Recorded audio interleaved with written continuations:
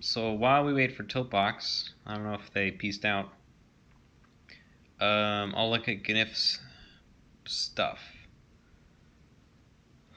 So 14 minutes ago. Okay. So you open this dev shm, okay. You check for errors, good. You don't have a new line character, bud. Forgetting your new line. I don't know if you hear a gnif. You're missing your new line.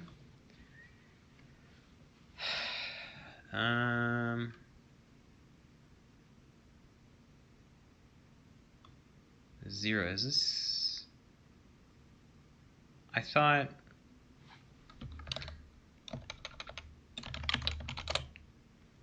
Yeah, this takes a pointer. How are you giving it 0? In C. I thought 0 doesn't coerce into a pointer in C.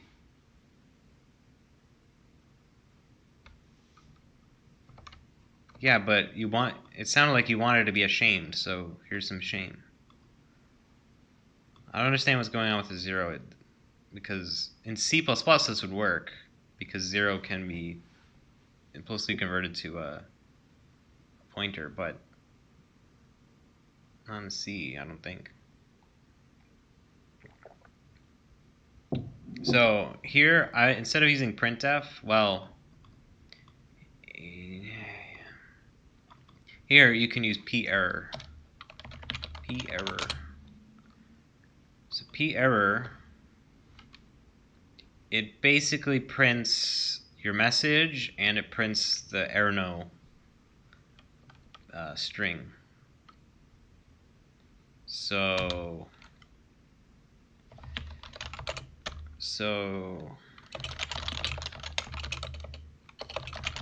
std and sys stat. Okay. So let's stat does not exist.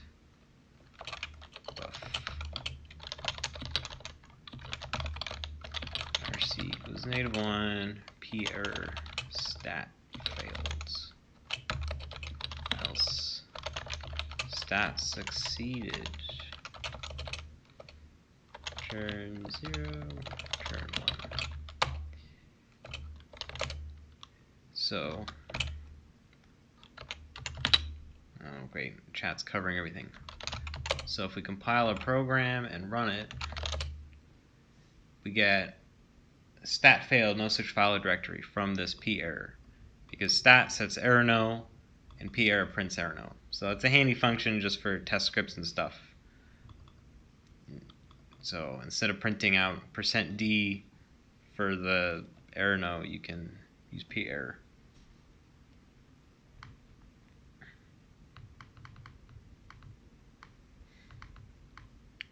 They're literally to be disposed of when you deem it ready to use. Why? Why are you disposing of them?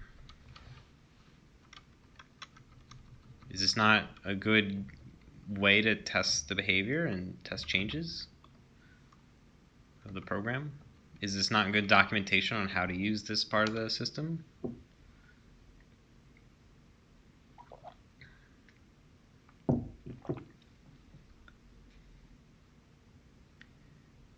And if it's super critical, why are you cleaning up? Because you will be writing some real unit tests. Why don't you make this a real one?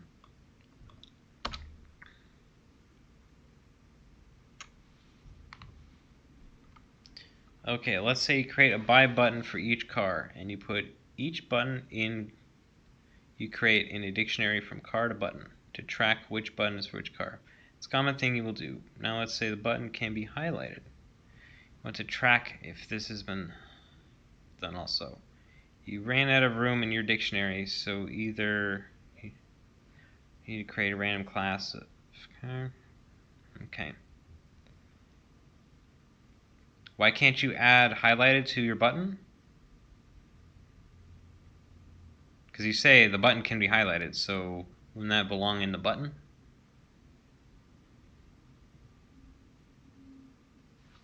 Isn't that how you would do it in JavaScript? How would you do that in JavaScript?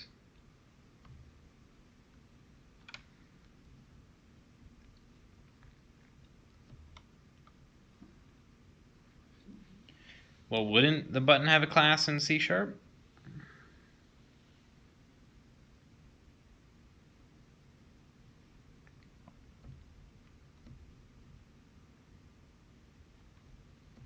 So you have host init. RAM size is, I guess this is the size of this shared file. Oh yeah, because you're mapping that much. Read and write, map shared. So shouldn't you f-truncate the file first, or is that done automatically for SSM? I don't know. Read and write, map shared. Okay. Of course. Often you will handle everything in the controller. How would you do that in JavaScript though? Where would the state for whether things are highlighted be in your hypothetical JavaScript program?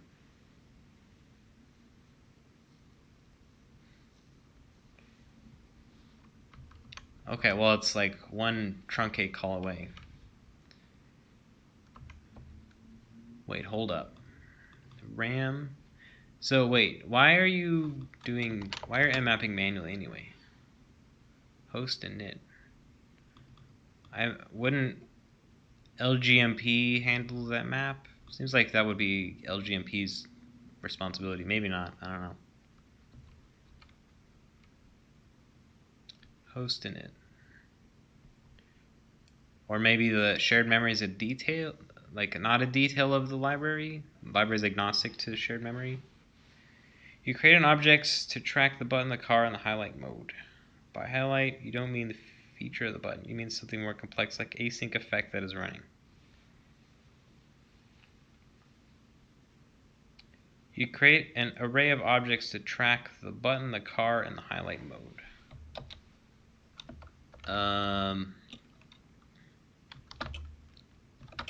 So you would make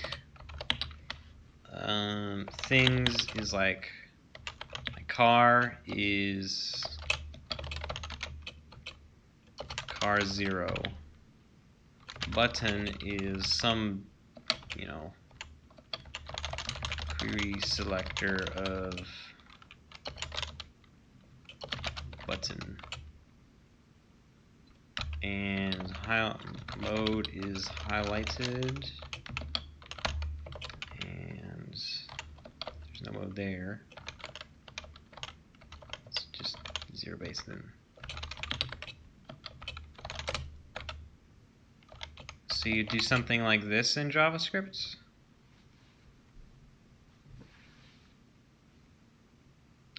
Because in the context of looking at the RAM, it either comes from Windows driver or... Oh, okay. I got a gnif. So it's not actually dev.shm. That makes sense. So why can't you do this in C#?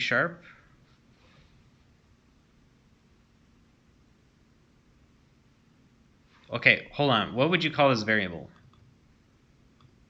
I call it things, but what would you call it? Start there.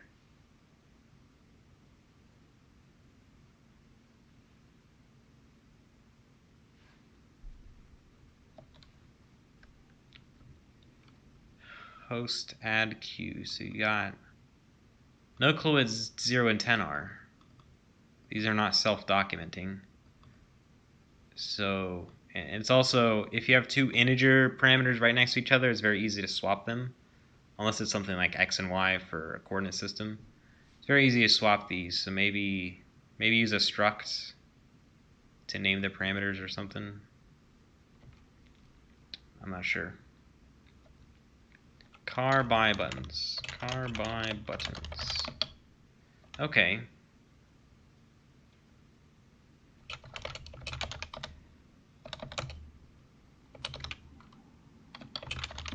2. So in C# land, we can make a struct called a car by button. And it's got a car,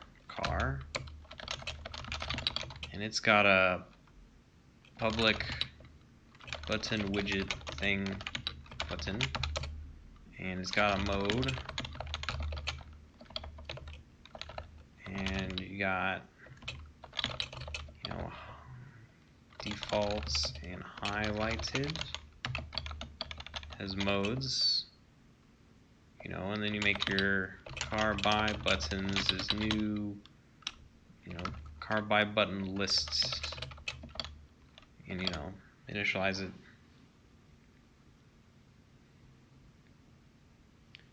It's not necessary, but this isn't what you were talking about before where you're modifying the car, you're extending the car with other properties.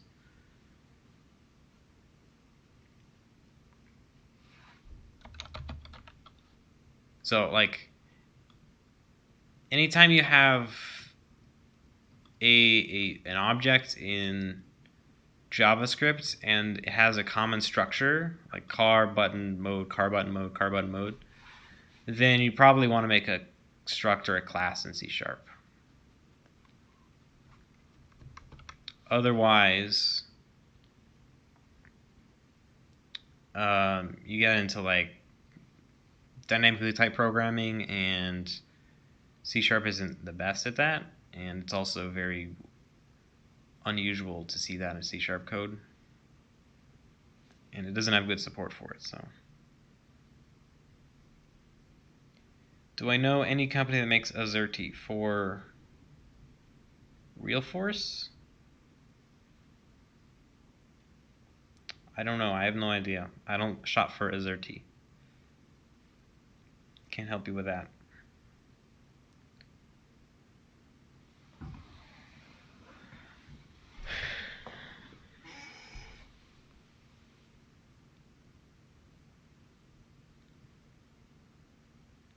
It's extended info unrelated to the car itself.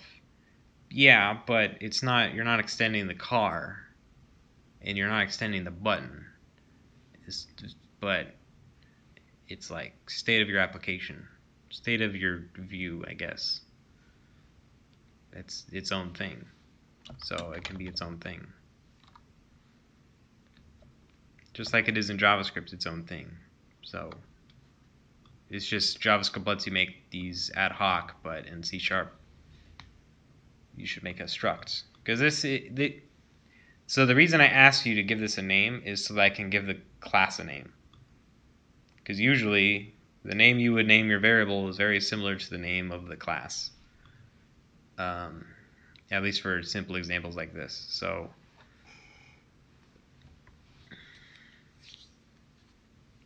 you already, this seems like a decent name for what this contains.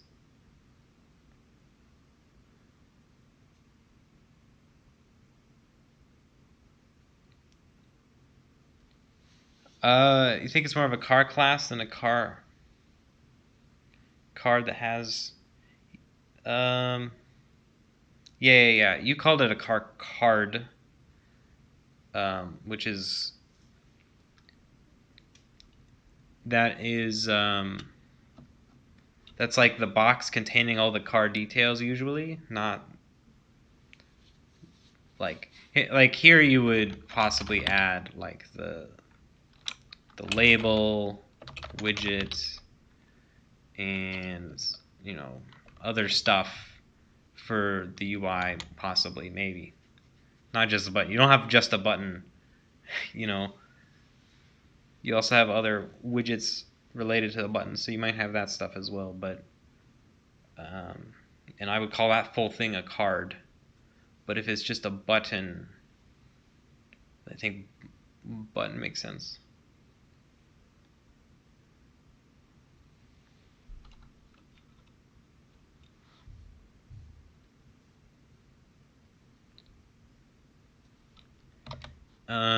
So you said 0 is the queue ID. So queue, when you say queue, is that kind of like a channel? It's like a, So QID would be if both the host and the guest say 0, then they can talk to each other. If they say 1, then they talk to each other. But if the host says 0 and the guest says 1, then they're not talking about the same queue, right? That's what you mean by QID. And then 10 is the queue length. Why is this?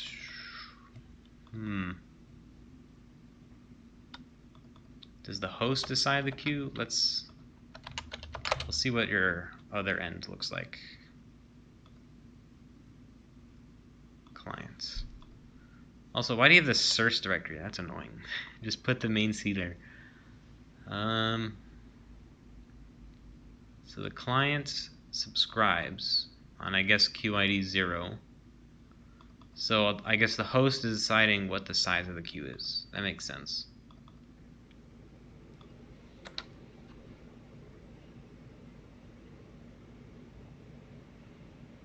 Okay.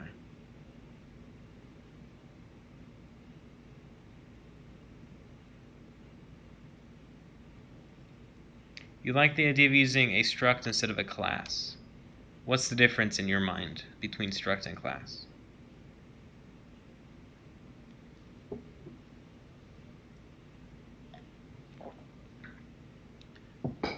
So in the production application gnif, this would be like a constant, a pound define or something, that is shared between the host and client, instead of just a number hanging out in the middle of a program, an innocuous 0.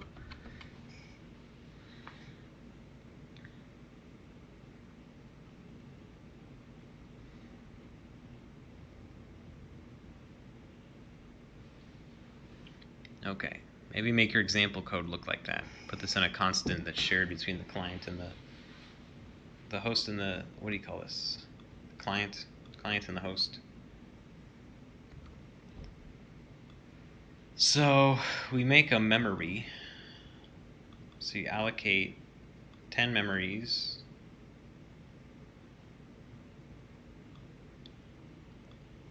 Is this supposed to be null? Is this a pointer type, or is this a number? Or a struct?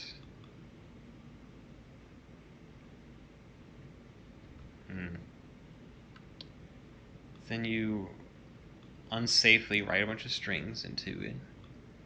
Well, I guess these are all less than 1024 characters, so you alloc a bunch of stuff and then you write some strings into it.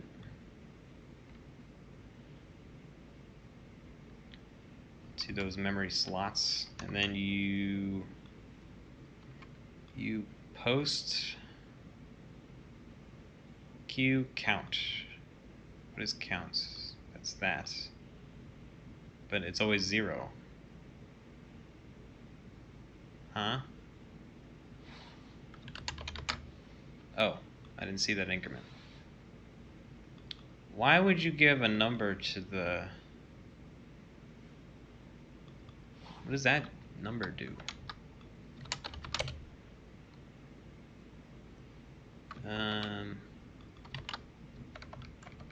What is the header file called? Host.h.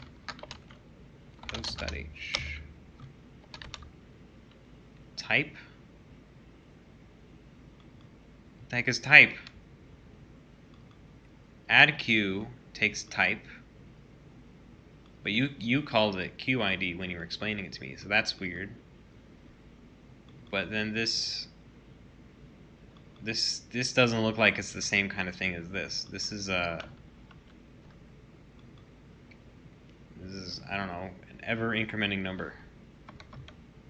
I guess we got to look at the guts of it.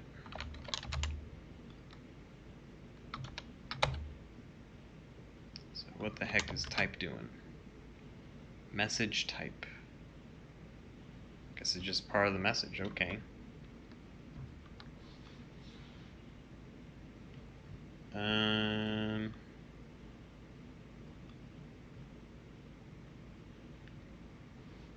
Hello, Kevin.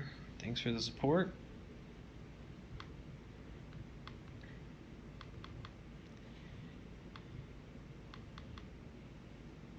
array of pointers.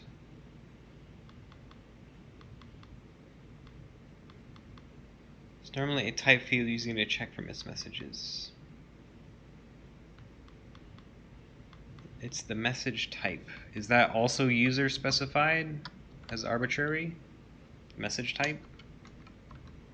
And is it normally done like set this way where it's an ever incrementing count on the host?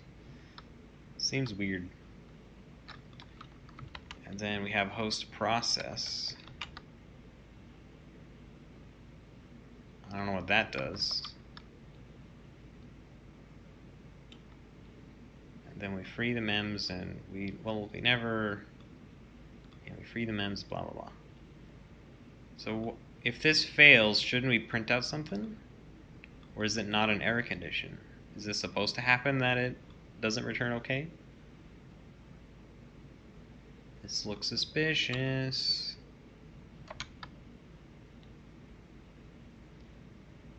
Because there's the return okay. I don't see any other returns, so I guess that is a never-ending loop. Weird. Is there a reason you're not using C11 atomics and you're using the deprecated intrinsics for GCC?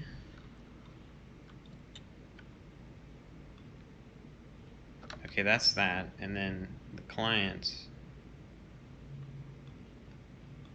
also gets write access, which is expected.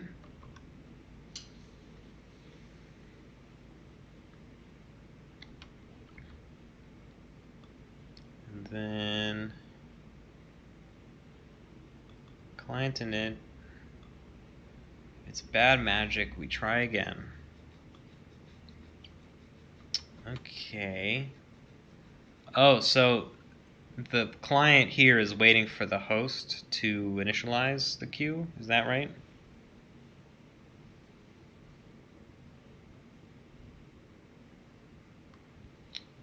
Oh, you have to compile on MinGW? Okay. Okay.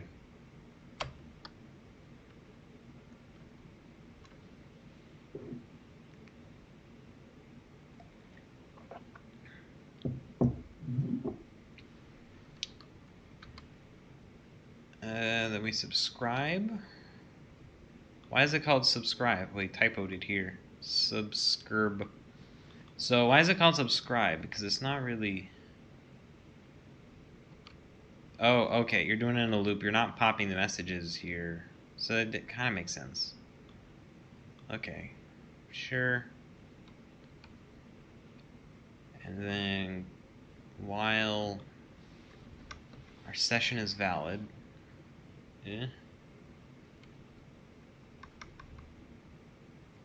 So why don't you have a method for waiting with a timeout properly instead of using sleep? Sleep is a terrible method. You should have something relying on few texts or wait on address or whatever. For Mac OS, there is technically a thing you could use, but it's not documented. And that's on newer versions of Mac OS, so maybe a bad idea to use it. So on Mac OS, you'd have to do sleep. And on Windows, before Windows 7, or maybe some earlier versions of Windows 7, you would need to sleep poll. But on newer, like Windows 8 and newer, and on Linux, you have wait on address and wake on address, or the Linux equivalent is footex. So you can avoid sleeping. Yeah. Wait on address. If you're familiar with footex on Linux, this is basically footex. Wait for the value of the specified address to change. And this, you would need to pair this with wake being done on the host to wake it up.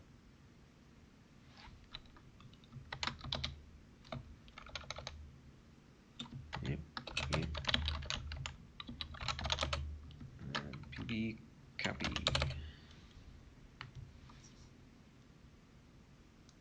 Hello? There.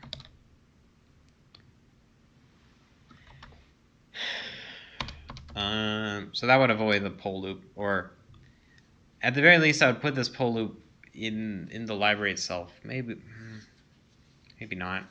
I don't know.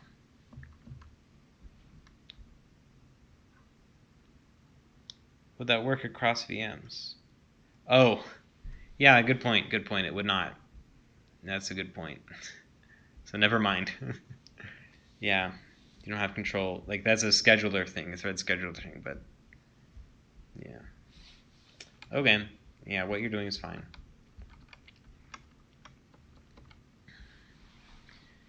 So to simplify the clients, maybe put this sleep loop in a function, like make an optional timeout kind of thing, just to make the client's job easier. Some of this project needs work, but it's not yet refactored. The file you class as done, maybe one or two things be different. Can you spot what I would do differently? I'd do a ton of things differently. For example, I would put dashes or underscore in that file name. But I'll take a look at this, your decentralized network protocol, after we get through gnif2's project. Okay? So looking more at the client, you subscribe to the thing and then you read from the queue and you stole the queue from the subscribe. Okay. But how do you, where am I? Queue.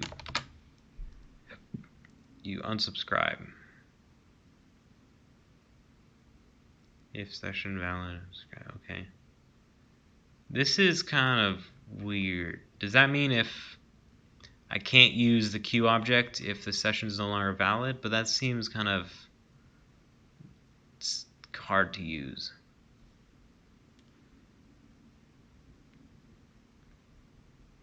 I don't know.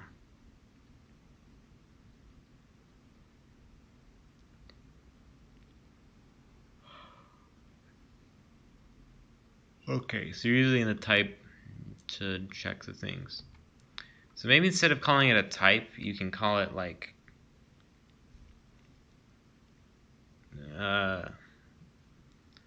payload, or like KQ calls it UData, standing for user data, where the user of the API provides extra data that they want to send along the notifications.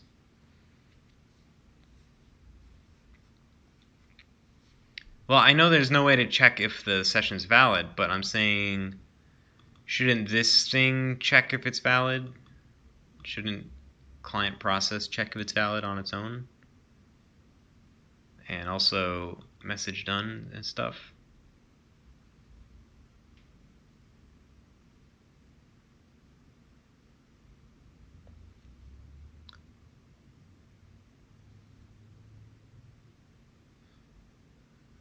So here you're not mapping the memory to print out the string. Am I missing that from somewhere? Oh, there's this comment. Does this not work?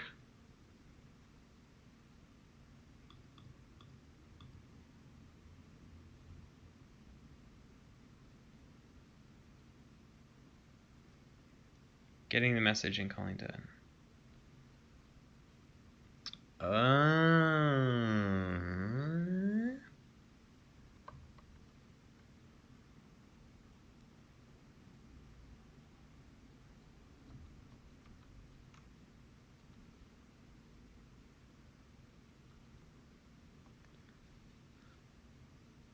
Test for race conditions.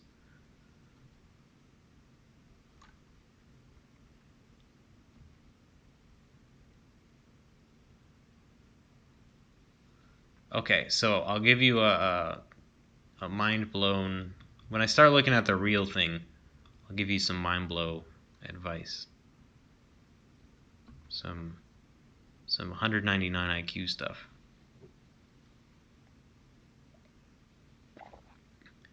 So I see message done doesn't take the message object as a parameter for validation or anything.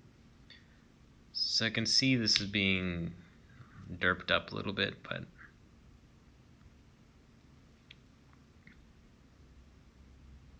like here you skip over calling message done. You don't call message done when you miss a message, which means does that mean you don't pop it off the queue and that'll stay there, stay in the queue if we get something out of order?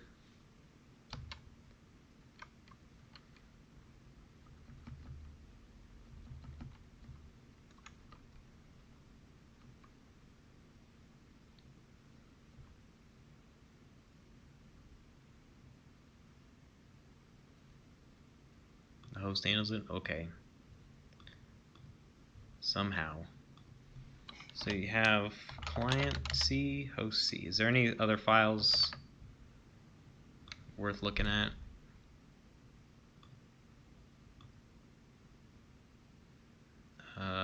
Nope. Headers.h, beautiful. Oh, okay, so it's not C headers. Where's your include guards? No include guards? Do you do it in glump? No include guards. How dare you?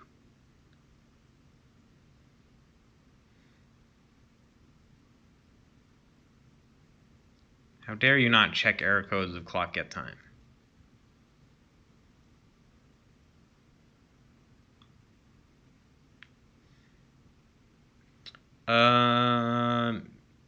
So TVSec, I think, is just, it's only guaranteed to be 32 bits. So you want to cast this to long or like 64 bits before you do the multiplication. Otherwise, this expression could be a 32-bit result that won't fit number of seconds times 1,000. Also, I would say you have a get clock function, but it doesn't tell what units it returns. So I would say explicitly this returns, this would be milliseconds. So I would at least document in a comment, but probably put in the functioning that it returns milliseconds. Anyway, time to look at the interesting bits. Client, whoops, and the host. So I assume host is only a producer and client is only consumer. So I'm going to skip over the initialization fanfare and just look at the algorithm itself.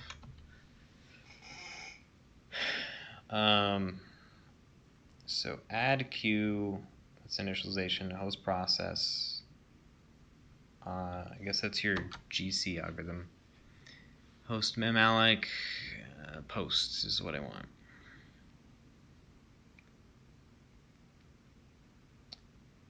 Oh, it's a broadcast system. So when a client reads a message, that client won't get that message again, but other clients might get that same message. Okay, that's good to keep in mind.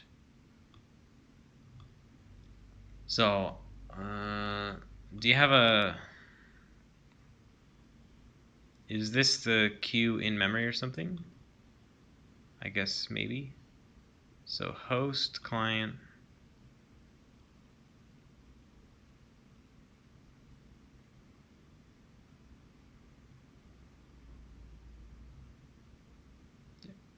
ID. Oh, this is a queue. Okay. This is the queue's ID, position.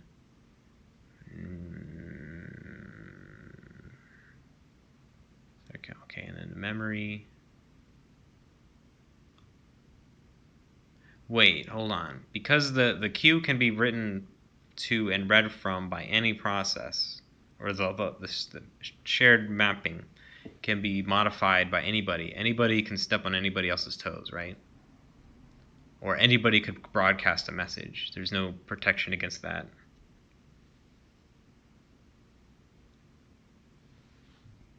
Oh, everything in headers is in shared RAM?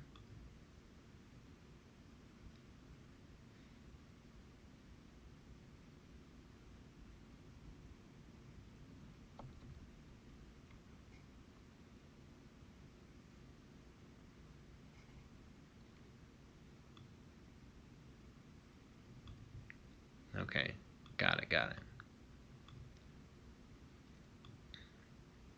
You should never fully fill the buffer.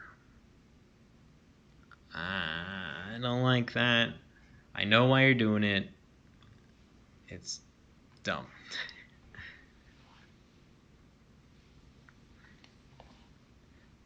But I know you need to change a little bit to fix that, but it may not be worth it.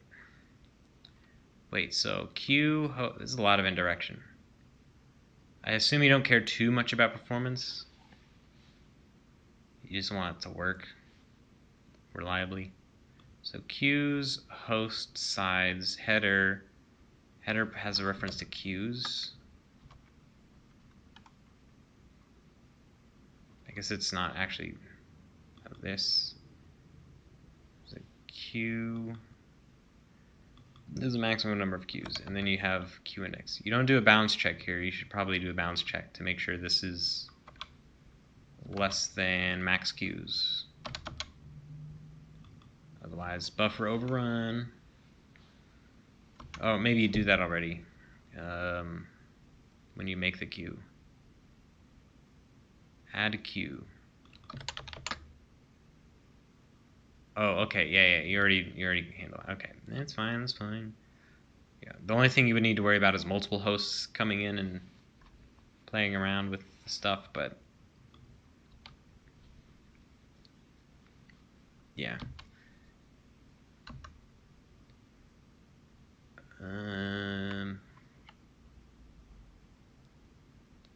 So mem message offset. That's these.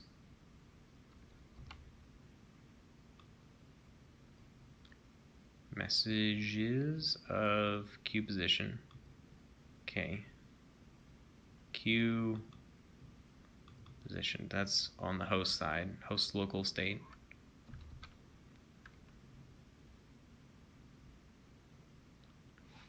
Wait. Okay. Yeah. So you've effectively allocated space because just that, yeah. So the type, size, and offset.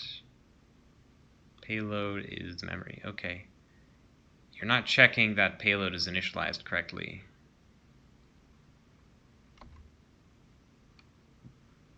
So you're hoping that your host is written correctly. While.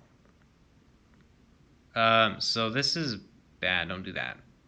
Unless this is atomic, but it's probably not atomic. You want... okay, hold on. Where's lock defined? Lock. You really should have C11 atomics, but if you don't, you should have wrappers for C11 atomics. So the compiler could say, oh, well, if this is true once, then it's true forever, so it's going to be an infinite loop. And then it could further say, oh, well, it can't be an infinite loop, so this must be false, which means it's going to delete this code. It's going to keep this because of the sync, lock, test, and set, but this is sketchy. And if you had C11 atomics, then you could write it so it's not sketchy.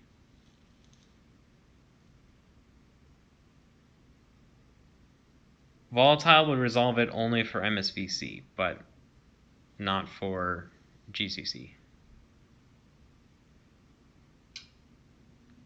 Compiler can decide to use volatile or ignore it. It depends on, in this case, if this was volatile, then yeah, the compiler can decide to not do what you want it to do, because like volatile is weird. In practice, volatile would do the right thing for this case, but I wouldn't recommend volatile. I recommend using C11 atomics, and if you don't have C11 atomics, write a wrapper that emulates C11 atomics for systems that don't have C11 atomics. But it's been what, 9 years since C11 was released? 9 years, and you're still, and MinGW releases still don't have it. Okay, well, oh yeah, good point, because MSVC doesn't have this.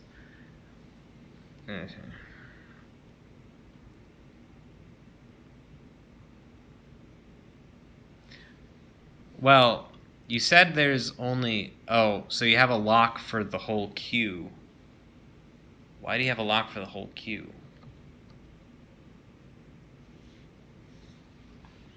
That seems odd.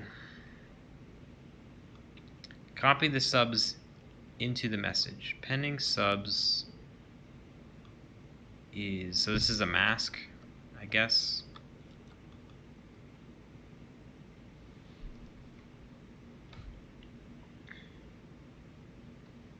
Copy the subscribers into the message.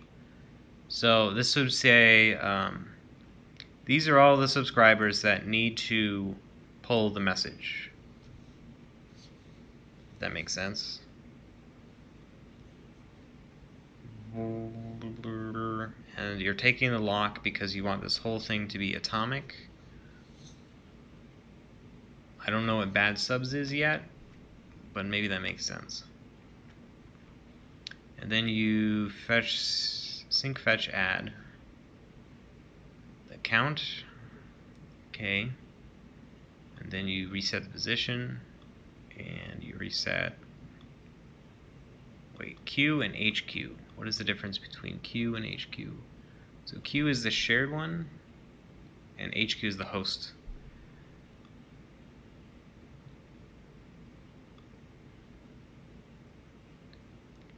Q, what's the difference between count and position? I thought position here was, okay, that's position in the thing, and then count is the number of things. So when you pop, the Q count decrements, but the position doesn't. Okay. So problems here is this right here might stripe, this might stripe. If the user is like there's problems because you're not using atomics properly, then these might do weird things. Technically data races in the I of C standard. This is a custom protocol, the real nibble bits. It's not TCP or UDP or anything.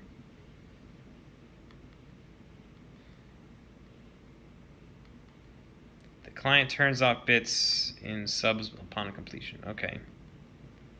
Yeah, I figured that's what it was, but I wasn't sure.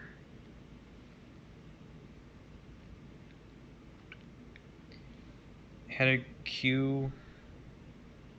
Header queue. Well.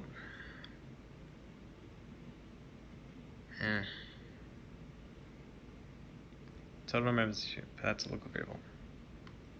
Yeah. So I was wondering whether Q and HQ are shared state between, like it's in the shared memory, or if it's local to the process or whatever. That's what I was wondering. Like, can this be read by another process? And I think so. I'm not sure if this can be read. I assume it can be because that's how. Wait, hold on. Q position. So I'd have to look at the client to see how the client reads it.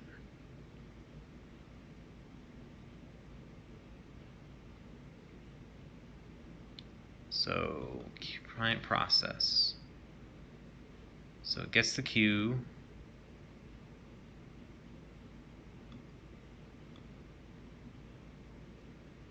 Queue ID. Wait, what? Queue ID? Is this the ID of the client or the ID of the queue?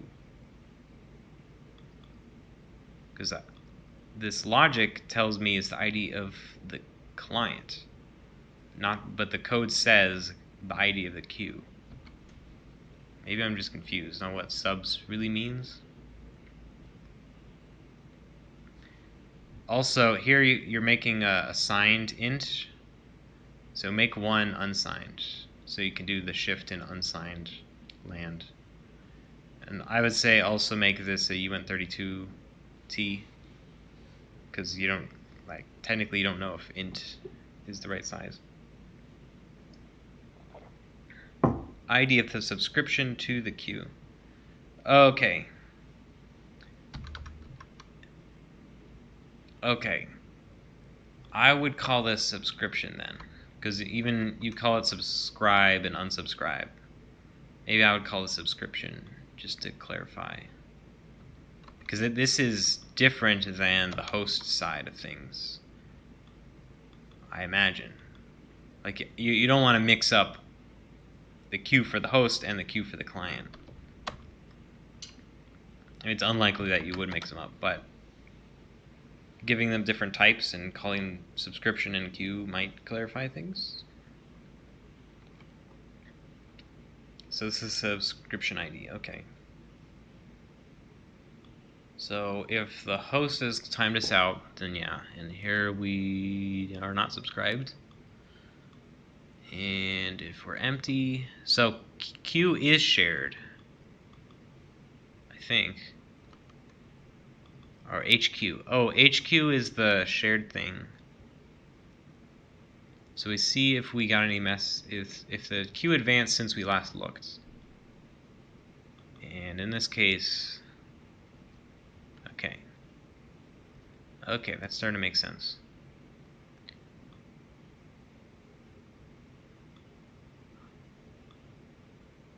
So wouldn't this be simply written as HQ position equals queue position?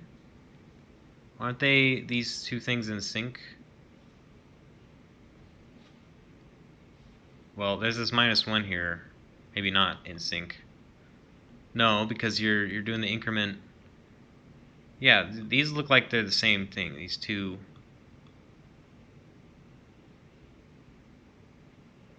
So that's odd.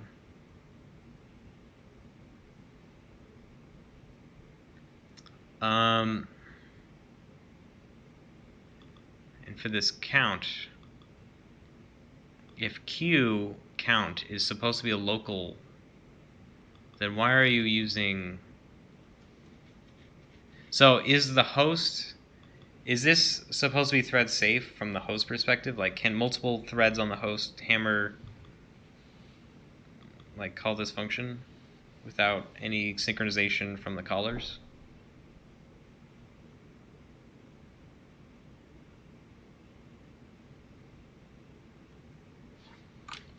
Because if not, then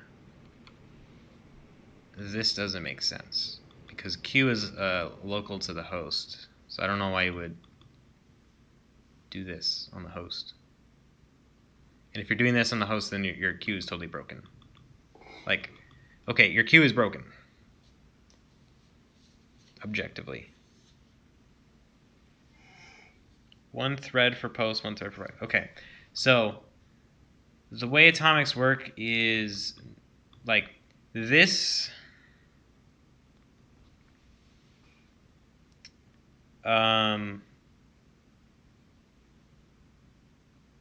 Like you're doing an atomic operation on a variable that's not shared across any threads, so there's no point in synchronizing. And over here, you're modifying a variable that is shared, and you're not using atomic thingies to do it. And this is just confusing. It does no real harm aside from performance, but it's confusing. But this is actually going to be harmful. You're going to see actual race conditions because of this. They're going to be very rare, but you know. Am I going to push my changes? Maybe. Should I? I have to click fork in the GitHub UI and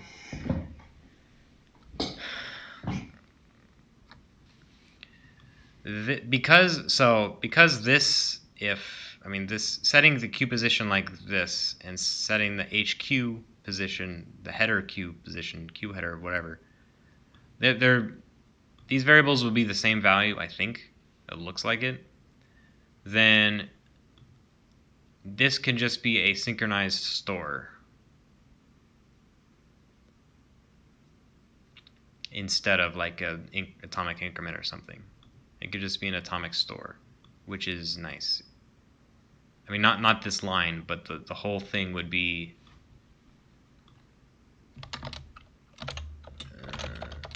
you got that.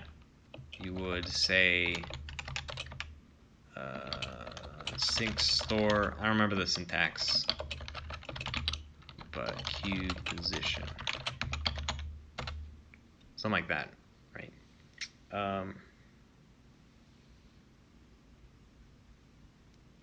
Okay, so I'm gonna be right back. I need to urinate.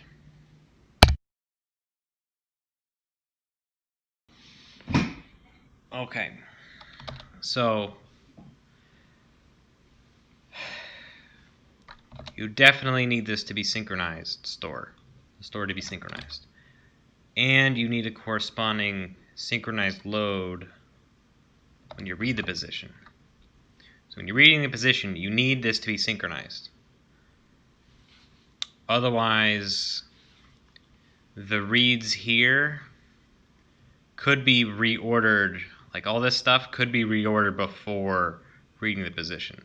Now you may think that doesn't make sense because there's a data dependency between the Q position and the positions, but no, that's false. It's false that would fix the issue. Just because there's a data dependency doesn't mean things can't be reordered. Because, you know, speculative execution and all that. So I could speculatively assume, oh, the Q position's this, and the HQ position is not equal. So I'm going to read this memory, and then I'm going to actually do this check. I being the CPU. And then read the position, and then, but basically, I would expect if you stress test this, you will get bogus data the client will see bogus data and garbage memory and stuff eventually in stress testing. So the general rule is if you have a synchronized write, you also need a synchronized read. Otherwise, there's no synchronization. And if you don't have any synchronization, then you can't do any communication because that's what it means. It's like you can think of a synchronization as a handoff of data. For a queue, it's a handoff of data. Like the host has some data, it writes it to memory, and it hands it off using synchronization. And then the client will receive that handoff. And for a queue, you usually do that through the position. Like for a ring queue, you do that through the position. So if you look at my queue in CXX trace, that should be GitHub. Derp.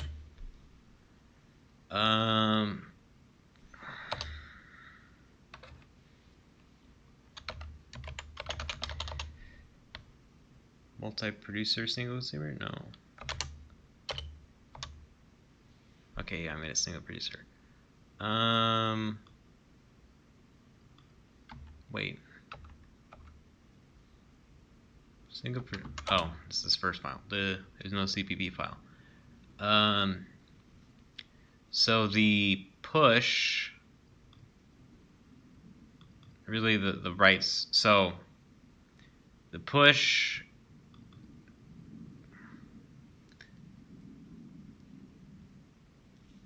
So I handle a full queue differently than you handle full queue. So, but the real thing is, once you're done setting all the data, writing the data into the queue, the end push does this synchronized store. So I say write begin v-index store of the index to say this is basically doing what your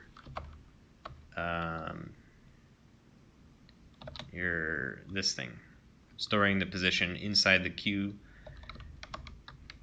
and this is matched with the store is matched with a corresponding load in pop. So here's the corresponding load in pop.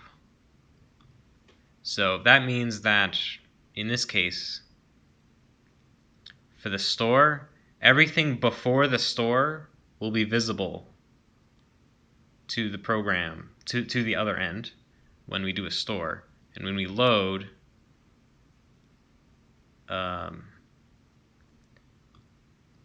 it means that everything that was stored will be visible when we load. But only because we explicitly synchronize here and in the other place. So you have to synchronize in both spots. Both the reading and the writing end of your queue have to do an explicit atomic synchronization. Now, on x86, the write instruction, the instruction for the store, may or may not be the same, but you need to prevent the compiler from moving things around because the compiler might think it's smart. And like, for example, the compiler might say if you didn't have some of this, if you didn't have this stuff, then the compiler might say, oh, I'm going to move this stuff after you set the queue position.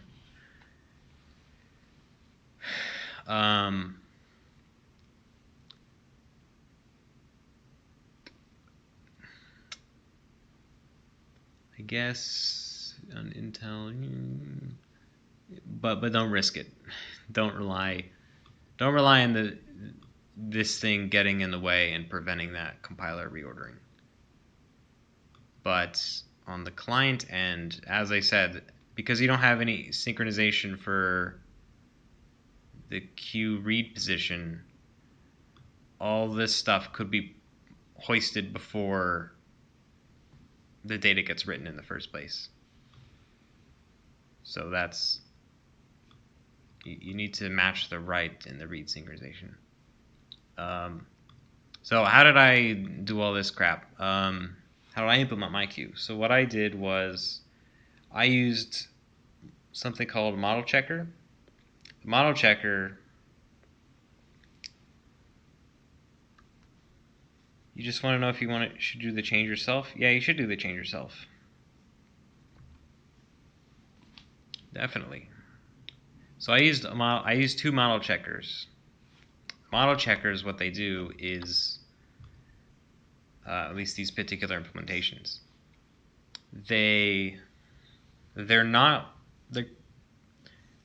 so you probably know what stress testing is, where you just hammer a real computer at it. Model checkers do a different thing. Instead of executing your code as using the normal CPU instructions for synchronization and storing and loading and stuff, they mock those out and create a model for what memory is. So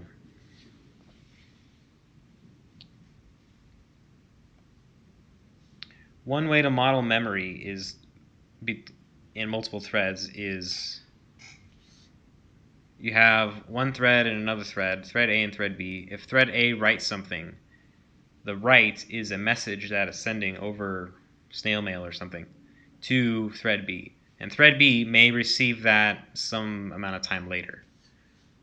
And if you send two messages from thread A, they may be delivered in the same order or a different order by thread B, depending on constraints of how the sending, like if you just do normal memory stores, then they could be out of order to the receiver. If you do synchronized atomic memory stores, then they could end up always in the same order. So model checker will try all the different orderings that messages can be received, or messages here being memory stores or memory loads or your atomic operations or whatever. So instead of using real memory, it's emulating the memory. The model checker is emulating the memory. And it's actually pretty fast. So for my queue, we do exhaustive searches. And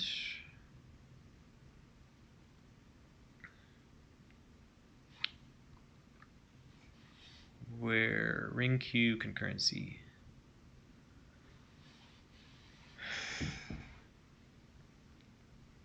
This is a bunch of support stuff. So let me try to find a. So here, this is an example test. This is using the framework I wrote for this project. But the reason I wrote a framework is there's two different model checkers and they do things in different ways. So the framework abstracts both of them so I can use the same test for both model checkers.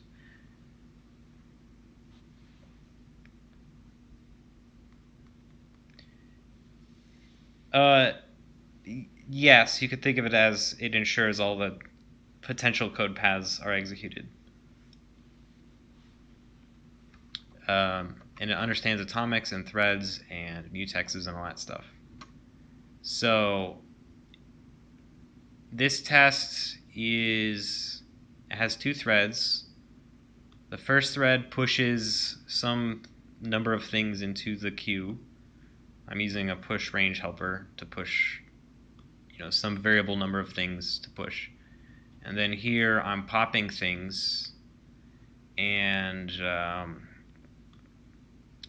if we get nothing, then we do an exponential backoff, because otherwise you'll never terminate, because the model checker will reach a steady state. Because if the producer thread is suspended forever, then the consumer will never get data, and then it would infinite loop. But using the backoff tells the model checker that you don't care about starvation. And in your case, I think you don't care about starvation either.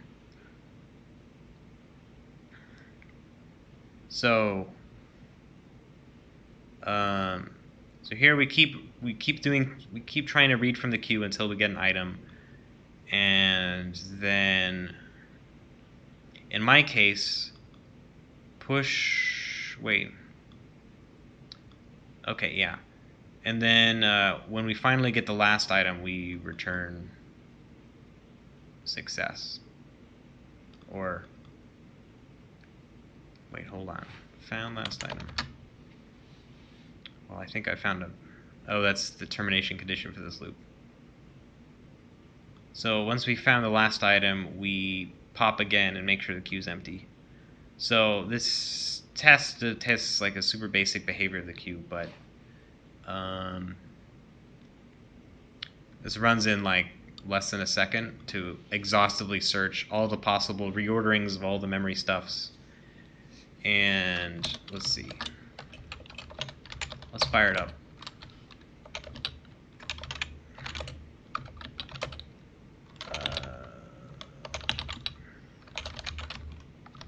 Master.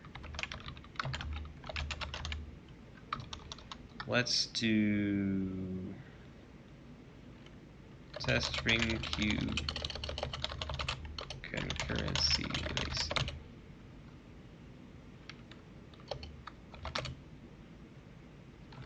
Is it Okay, so I'll run the test, and you'll see how, well, there's a bunch of tests in this file. Some of them are slower than others, but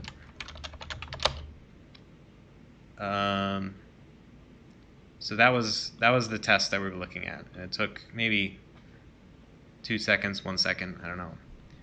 But it ran through 179 different reorderings of stuff. I mean, 179,000 different reorderings of stuff. Oh, the total time is 2.6 seconds. So slower than I recall. Actually, this is a debug build, so that's why it's slower. If you optimize build, it'll be faster, of course. So let's introduce a bug.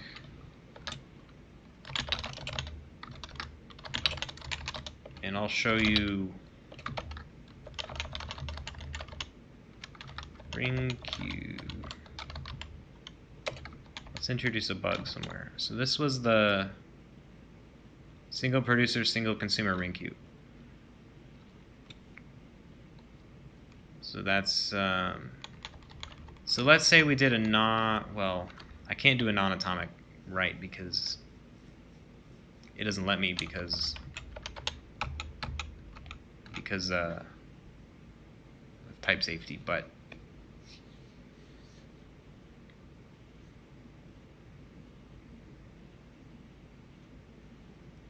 cool things, real nibble bits. Yeah, sorry I didn't get to your thing. We can talk about it tomorrow. I'd rather have you around so we can talk about it, but because it feels awkward talking to nobody, you know. So come by tomorrow or some other day this week or anytime, and we can talk about your code.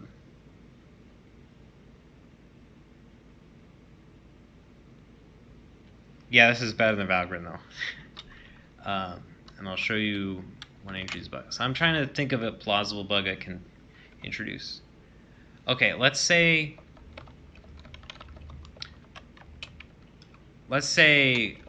I set my position and then I put the data in into the queue data buffer thing. So we know that even if there was sequential consistency everywhere, we know that the person reading the queue could read garbage data because we publish the data here by incrementing that number, incrementing our position, and then we write the data in. So how does that look when we run the model checker? Boom. Okay, well, let me skip past that one test. We'll go to the second test. Comment that out.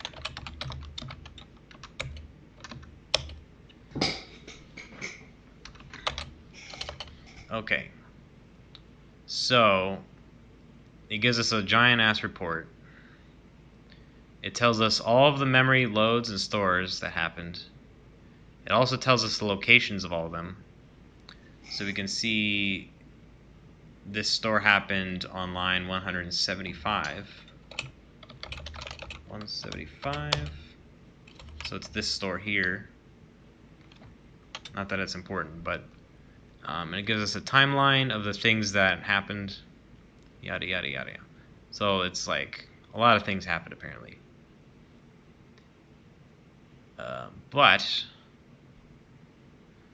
And this is the test failure, the assertion failure. So you may not, in the particular thing I did, you probably wouldn't. You would probably get this in stress testing, but it gives you a giant report. You'll, like, if you play around with this, you'll learn how to read it.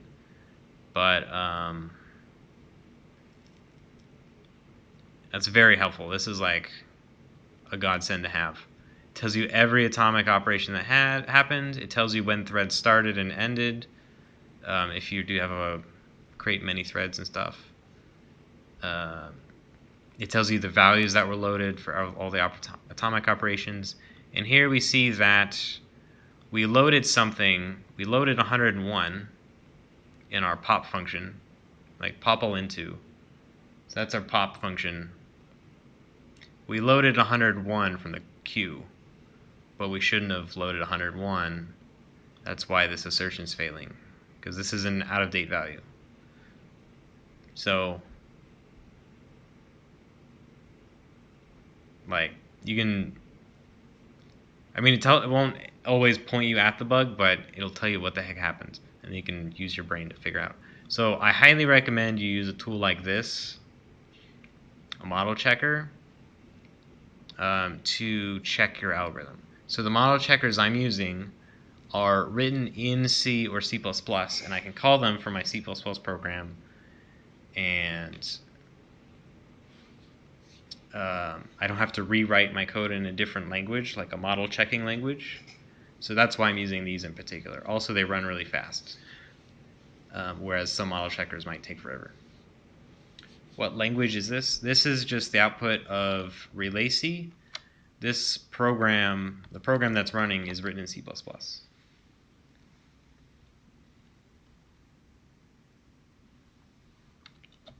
So I'm using two tools. This one that I prefer is called RelayC, race detector. It's by this genius person, but the codes are on the. Is this? It's on GitHub somewhere. The website's kind of out of date. It used to be hosted on Google Code, then it moved. I have a fork of it. I guess RelayC. So here's the original project. You've seen I've contributed to it. So yeah, it has links to some tutorial material.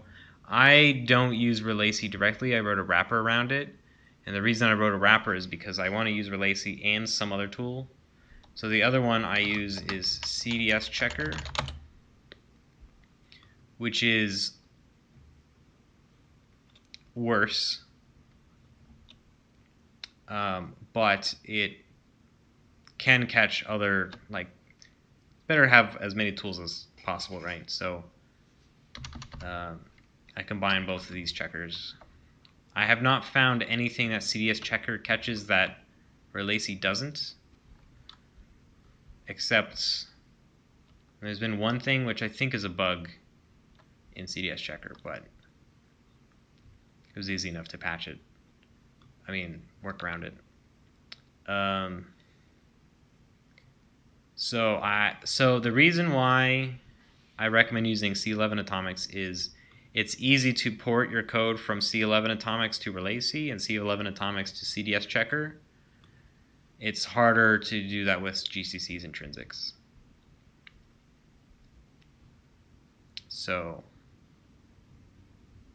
yeah, I mean it's a lot of work to do with GCC's intrinsics. So I would recommend you use C11 atomics to do that stuff. Note that if you run the, yeah, that's it. If you run the model checkers, you can't run it with multiple processes, and you can't run it with multiple real threads. You'll need to use their thread creation APIs to create your threads and such. The way RelayC does it, and the way I do it in my framework, is I have a run thread function, and it takes a thread index. And I have an if. Like if you're thread 0, do this thing. If you're thread 1, do that other thing. And when I register the test, I say how many threads I want.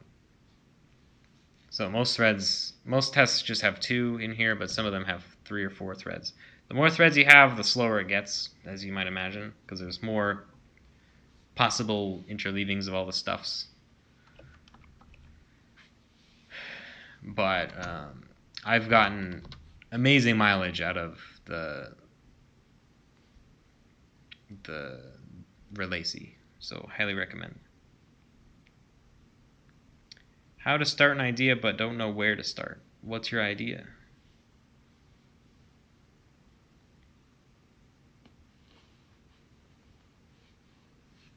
What's your idea? So, I mean, you don't have to use C11 atomics. You have to use some, like, sufficiently advanced macros to make it look like C11 atomics or something. So RelayC is C++ and CDS checker is C.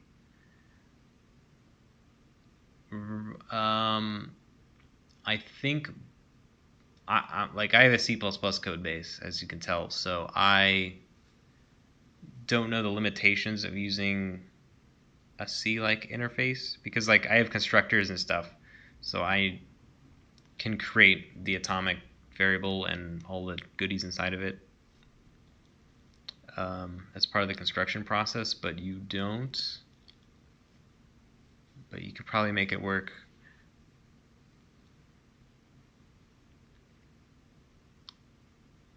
It took me a long time to get the model checker set up, but it's definitely worth it. A code bug finder. That is a tough thing. What kind of bug do you want to find? Do you have any bug in mind that you could write a bug checker for?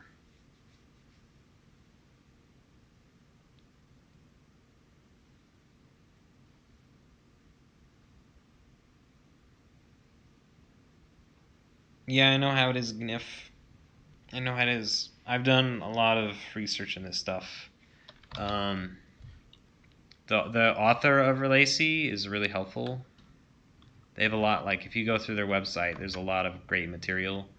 They have a lot of stuff on building queues, because queues are pretty common things to build. And obviously they have the race detector. And they have a lot of ramblings on analysis of different kinds of queue implementations and how well they scale and stuff.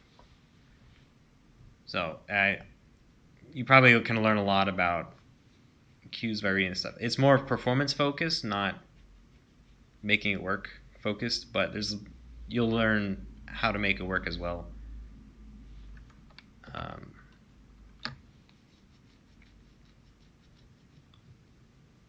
So this was probably my primary resource for learning the atomic stuffs. It's a great project to get a job. It's kind of like, yeah, a great project for being a medical scientist would be to find the cure for cancer. You know, it's like you're probably not going to find the cure for cancer. It'd be awesome for job opportunities if you had that in your back pocket, but I'm not saying a code bug finder is going to be in that magnitude, but it's a tall order.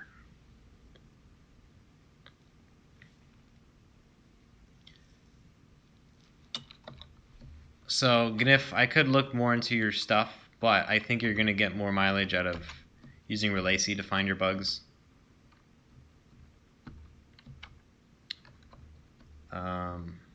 And of course, I can help you wire up RelayC or CDS Checker for that matter, because I've worked a lot with both of them. I don't think CDS Checker works on Windows, but so one nice thing is you don't need to run it on Windows. You can run it on any platform, because your logic is pretty much agnostic to the OS, right? I mean, that's kind of the point, I imagine. So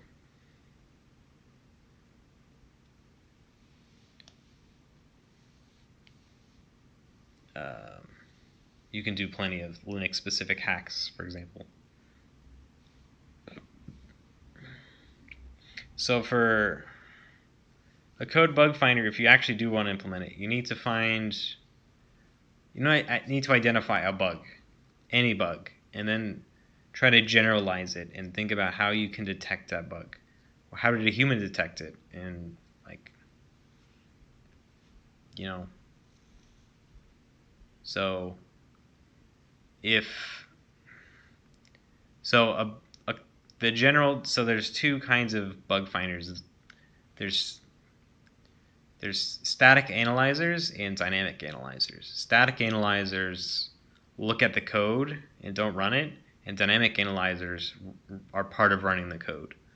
So those are some terms to Google if you're unfamiliar with it. Yeah, but Relacy is a bug finder. It's a dynamic analysis tool. That's a good point, gnif. And static analysis tools are pretty common. Like compiler warnings, a lot of those are static analysis. I mean, they're all static analysis tools, static analyses, and a lot of them, their goal is to find bugs.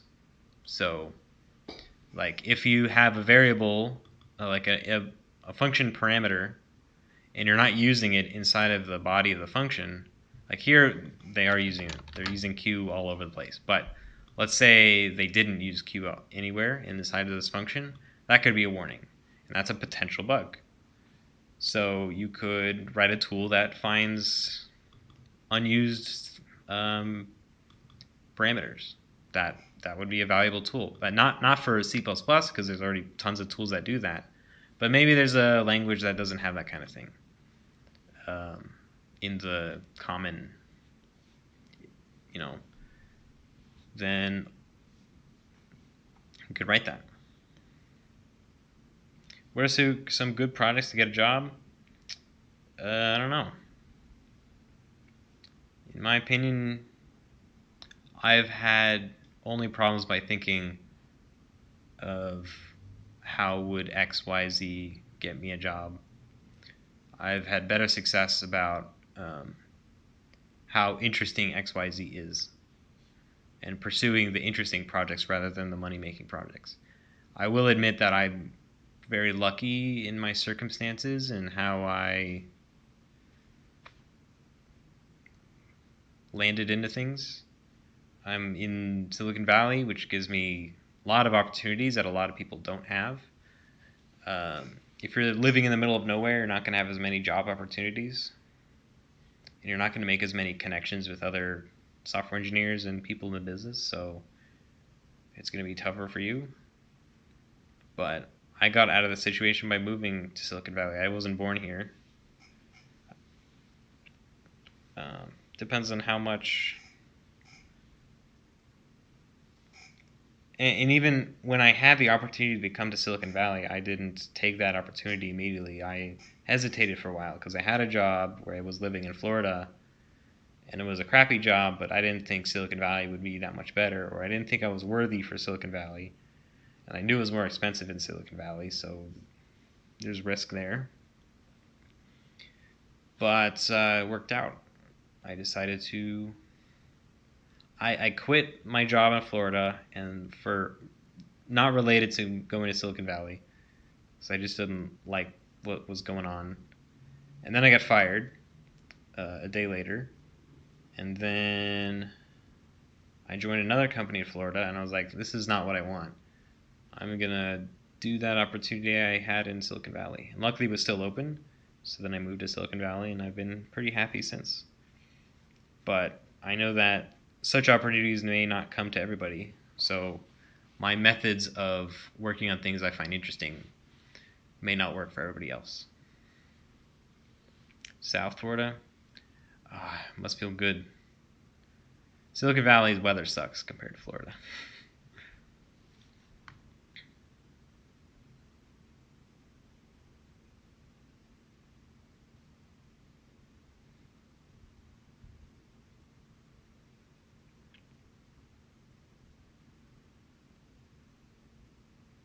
You're glad I didn't look at what I'm trying to accomplish. Say this over here does that already. Oh, you mean like suggesting a library solution for you already? We're building on Linux for both Linux and Windows. Yeah. Fuzz testing is a way to find bugs too by simply spewing trash at the application until it crashes. Yes. Yeah, sure thing, gnif. I'd love to have more people adopt Relacy as part of their toolkit. I know not too many people do atomics programming, and it seems like you're new at it because you're falling into a lot of the traps And I advocate Relacy both for avoiding those traps and also just making better code in general. I think Relacy can really help you out. And it can prevent future mistakes. Like if somebody changes this code, they don't have to carefully consider every possible case just to make a small change. They can rely on Relacy to do a lot of the work.